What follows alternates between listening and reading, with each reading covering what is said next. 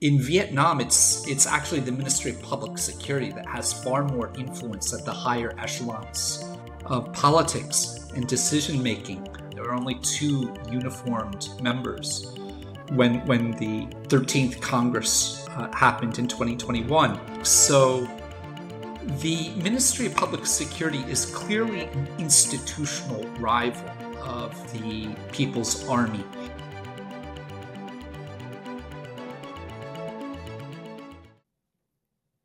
Yeah, so I heard that you just published a book about the Vietnamese People Army. Can you tell us a little bit about, first of all, you're not a Vietnamese, right? You're an American. What made you decide to write a book about the Vietnamese People Army? And I think it wasn't an easy task to write such, a topic given how the information is environment in Vietnam is. So can you tell me a little bit about your book and if there is anything that you wanted to share about your process, how you write, and the challenge that you face while writing the book. Yeah, that would be great. Um, there were a couple reasons why I wrote the book. The Vietnamese military is one of the most storied militaries in the world. I mean, they defeated the French, they defeated the Americans, the Chinese, three of five permanent members of the Security Council. And they did so under just incredible odds. And so I think that's important right there. And the fact is, there hasn't been a book written on the Vietnamese military in English since I believe the 1990s. So it was long overdue, and the Vietnamese military has really undergone a very important modernization program, and we need to understand how that modernization also is too often there is very bad analysis that simply just looks at equipment. The other reasons I have done this study is that you cannot be interested in the politics of Southeast Asia without understanding the importance of militaries. Vietnam's an interesting case in all of this because of the role the military played in the liberation and reunification of the country. It is the most trusted institution in the country. And given the conscription and the 5 million man strong militia, there is a touch point. Every Vietnamese citizen has a connection to the military. And it even goes down to high school and college kids having to do a brief military training in the summers. And so there is this tie to the military. It plays an important role in politics as well. Like in China, the military is a party army. It is legally bound to defend the Communist Party and the socialist system first and foremost. Every military officer, certainly above the rank of a captain, is a party member. You simply cannot get ahead in the Vietnamese military without being a party member. And the military is one of the most important sources of recruits into the party. So, for the Communist Party that may not have as much appeal to younger people, given the fact that so much of the economy is quite capitalist, the military is a very important source of recruits for the party. Right.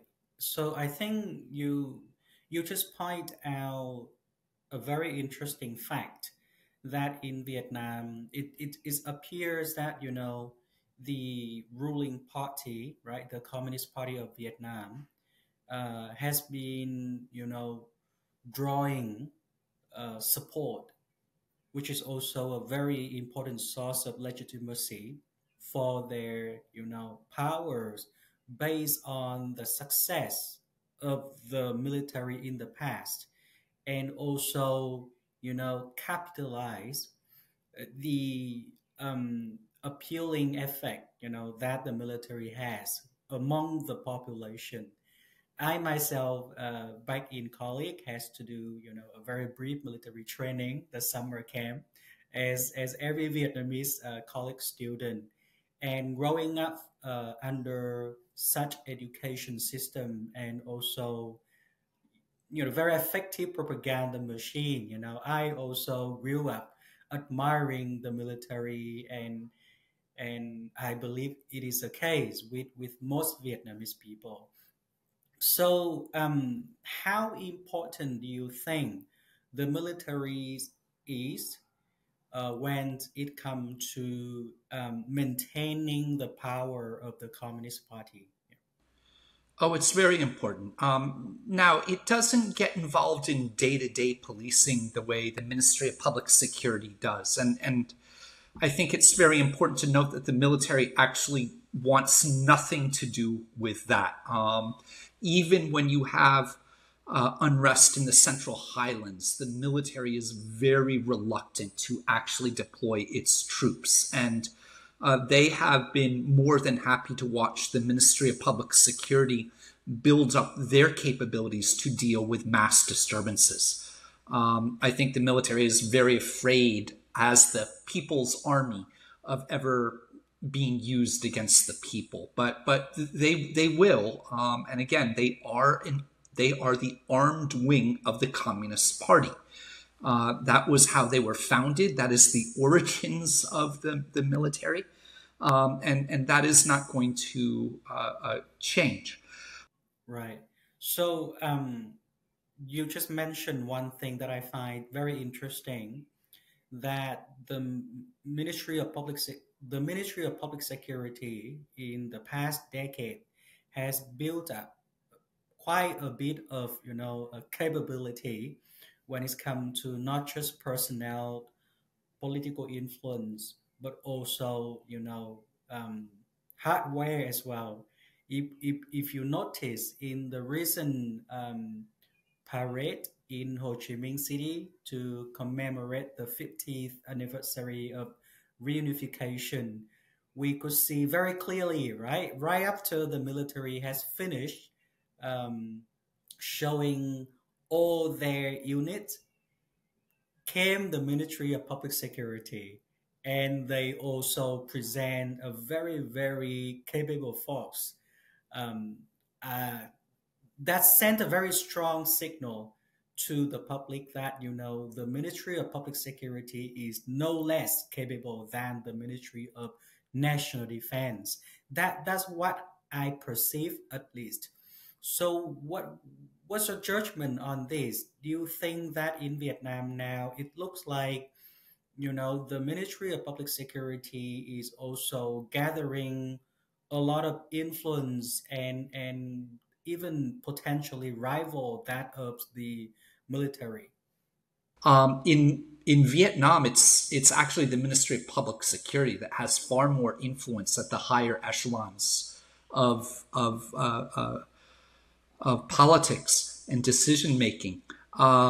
You look at the current Politburo right now, and I think 5 of the 16 people on it came out of the Ministry of Public Security. In fact, it might even be 6 of members right now. So they dwarf the military. There are only 2 uniformed members within the when the 13th Congress happened in 2021.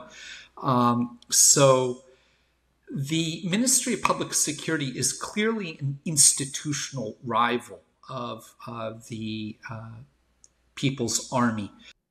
Right. So we know that the current Secretary General of the Communist Party is a police officer, right? He's a former minister of the Ministry of Public Security. And I don't know if you're aware, but in Vietnam, uh, as you just said at the beginning, right, the military still have very strong support from the population. But I'm not sure if I can say the same for the Ministry of Public Security, though, because the dynamic is that, as you said, the military have uh, consistently avoided getting involved in domestic issues. That's why we rarely see clash between the military and people. But on the other hand, we see um,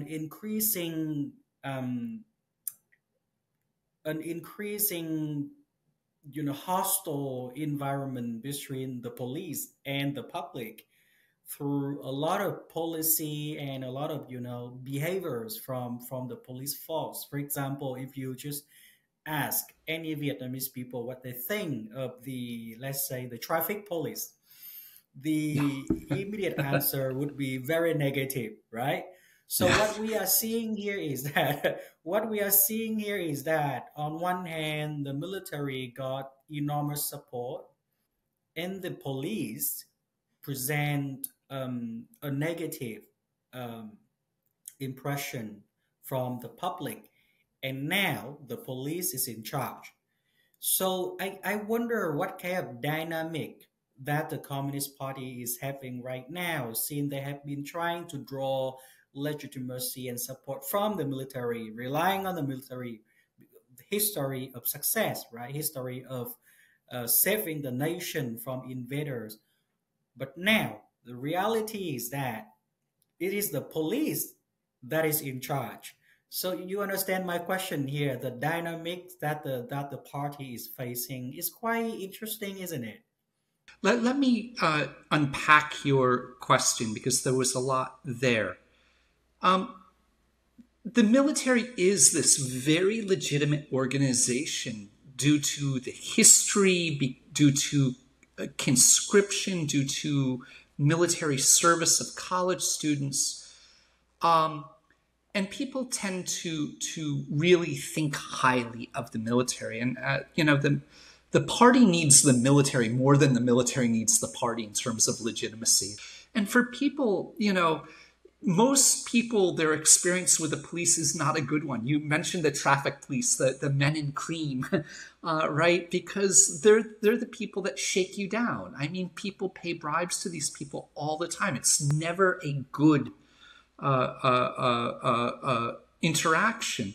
And, the Vietnamese police are there to not enforce the law. They're there to maintain order. And that's a very different philosophical difference between enforcing a clear set of laws versus doing whatever it takes to maintain public peace for the sake of the party. And the MPS really is the regime's attack dogs. They will go after journalists and dissidents, religious minorities, human rights activists, labor unionists, environmentalists. And so I think people do find the police to be abusive. Now you raise kind of this next level that, well, the guy in charge is a cop, right? To Lam was a career, his entire career. He went to the police university.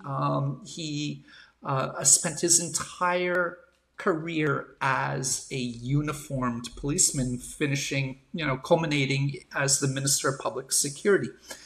And he views his role in a very different light. And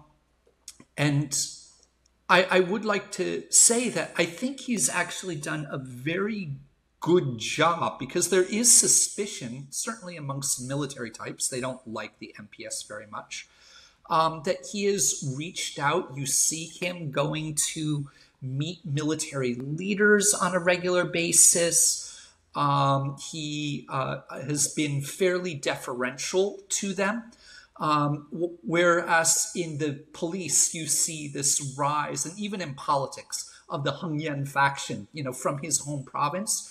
You haven't seen him interfere in military promotions and try to create a Heng Yan faction within the military leadership. Maybe a general here or there, but nothing compared to what we've seen in the Ministry of Public Security and elsewhere. I think he understands that he has to win over the military support if he is going to be successful. Right. So, what you just described as, Secretary General To Lam's approach to the military, right?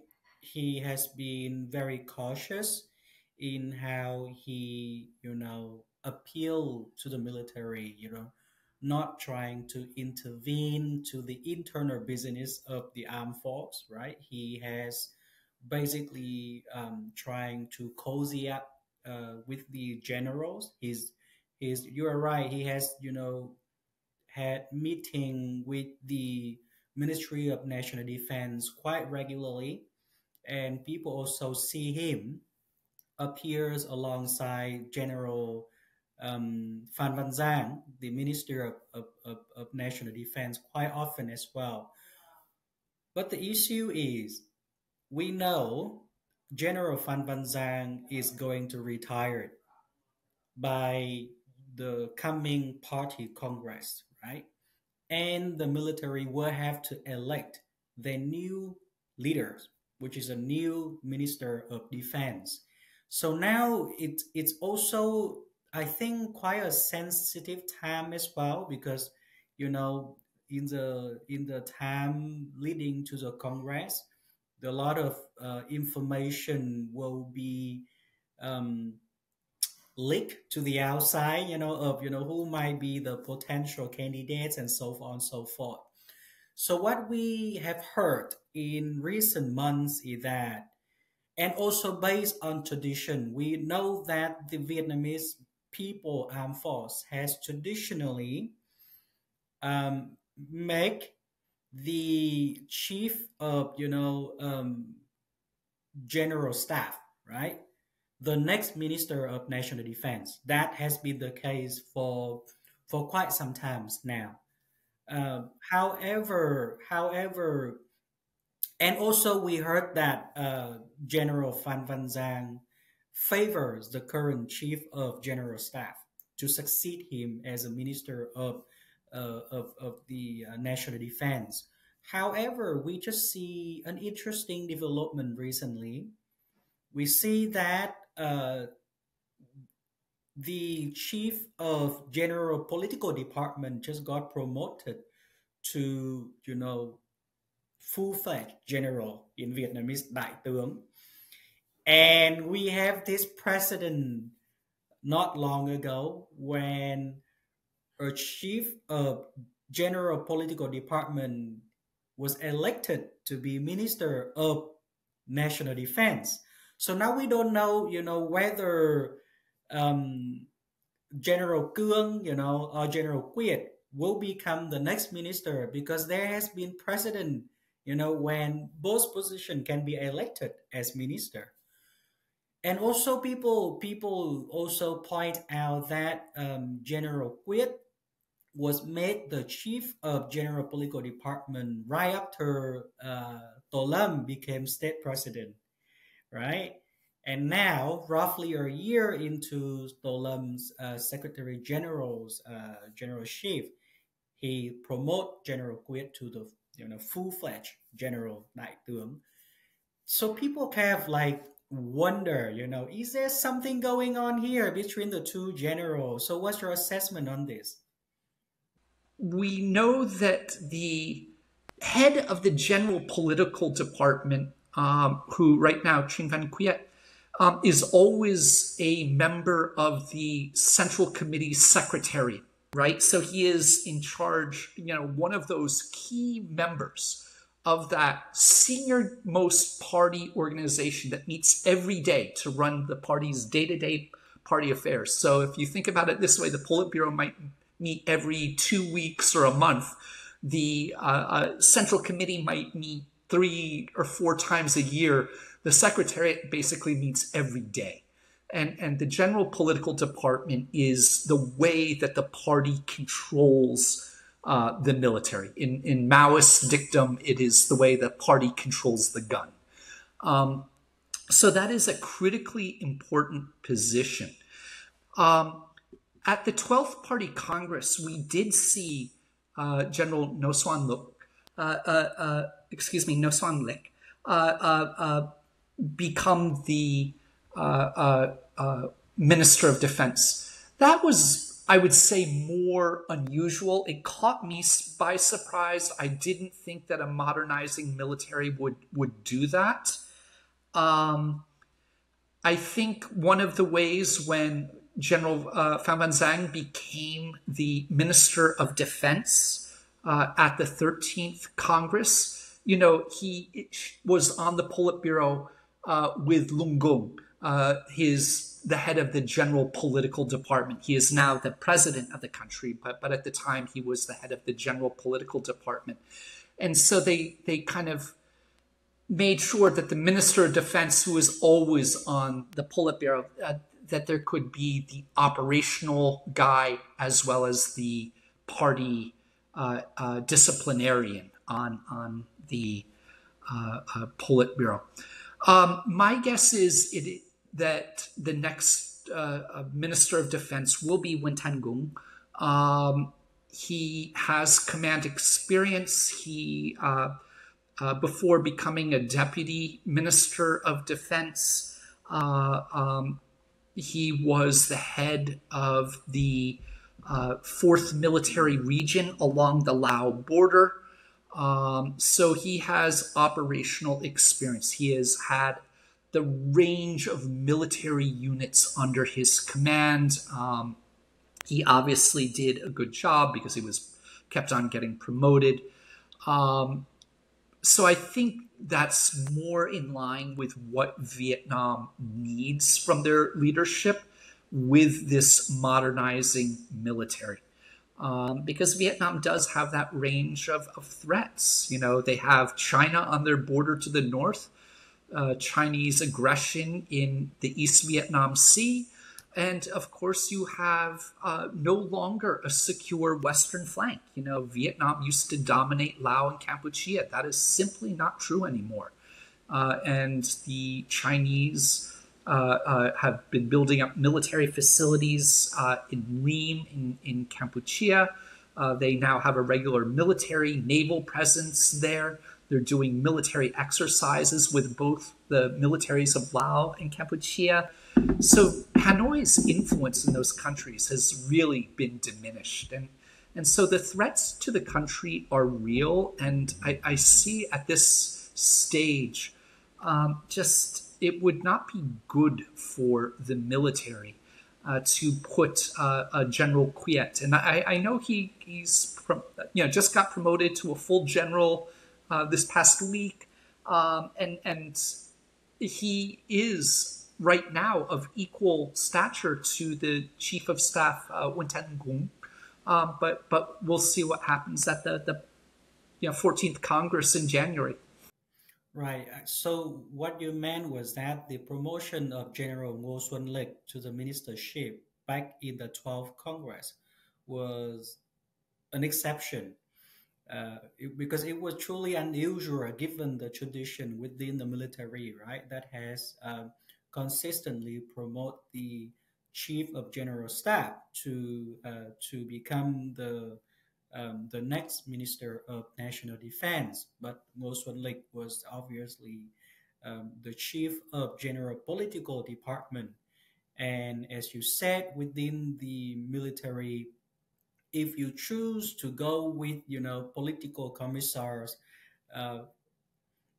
the line as a political work, you stick with it. You don't switch, So apparently, General Ngo Xuân Lịch, as with now the case of General Trịnh Văn Quyết, there has been working on the political sides of the military and lack actual commanding experience.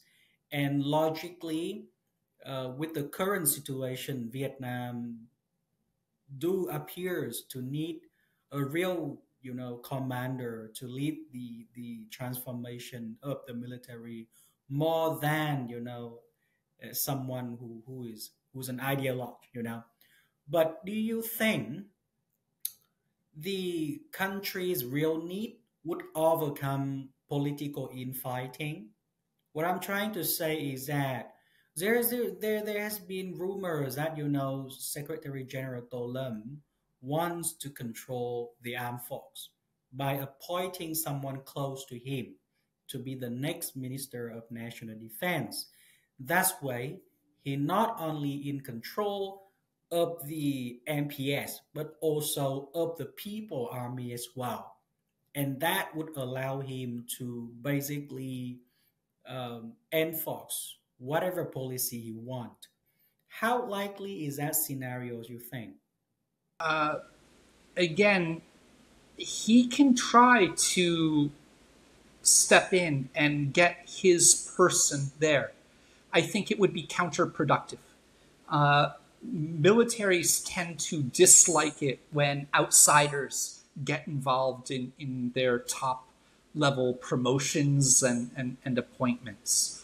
I think if he was smart, he would defer to the military in this. I don't see any reason why he couldn't work well with them. By all accounts, Pham Van Sang has a very cordial working relationship with To Lam. There does not have to be a rivalry or a debilitating rivalry. Obviously, there will always be rivalries over resources because resources are scarce, and militaries and the Ministry of Public Security are expensive organizations to run.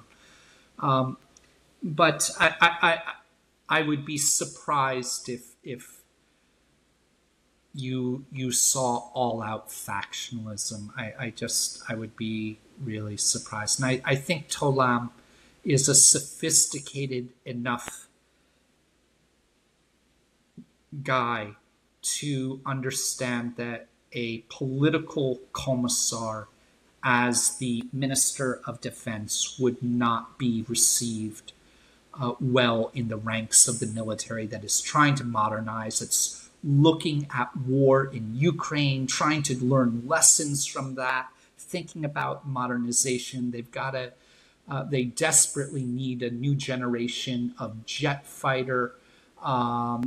There hasn't been a naval procurement in getting close to a decade now. So, there are real operational issues for the military, and putting someone who has no experience, no command, no operational experience, no expertise seems like a very foolish decision.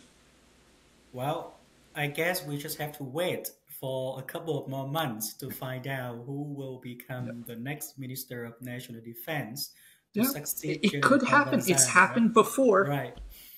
Yeah. Yep. January is coming very quickly, and traditionally, the months prior to the Congress, we will learn quite a bit.